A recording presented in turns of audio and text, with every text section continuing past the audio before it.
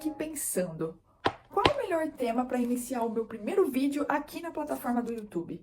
E aí eu separei algumas opções, farmacologia, atualidade, legislação.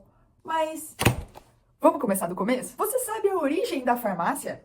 Você sabia que antigamente farmácia e medicina eram consideradas a mesma profissão? Não havia distinção. Sabia disso não? Pois então, no vídeo de hoje nós vamos falar sobre a origem da farmácia e também da profissão farmacêutico.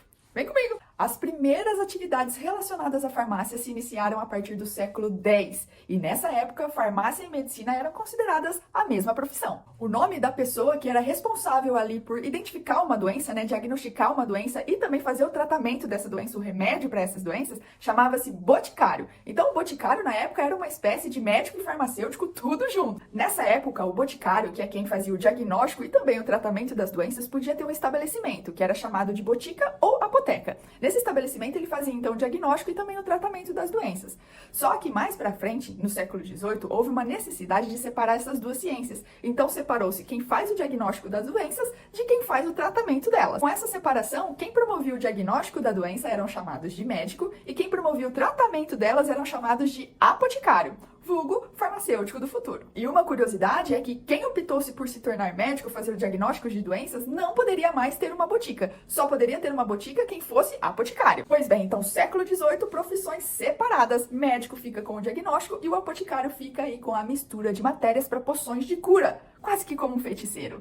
Mas, em 1777, Luís XV determina a substituição do nome apoticário para farmacêutico. Chegamos! E o curioso, galera, é que naquela época o diploma de farmacêutico já exigia estudos teóricos e também prestação de exames práticos. Nada muito diferente do que é nos dias atuais, não é mesmo? Os anos se seguiram e os estudos com remédios ganham um impulso notável, principalmente com a pesquisa de princípio ativo, plantas e minerais que eram capazes de promover curas de doenças. Com o tempo, implanta-se o que a gente conhece hoje no mundo como a indústria farmacêutica. Aí uma outra curiosidade também, gente, é que o boticário na época, ele manipulava e produzia todos os remédios, medicamentos na frente do paciente, viu? Merlin, talvez?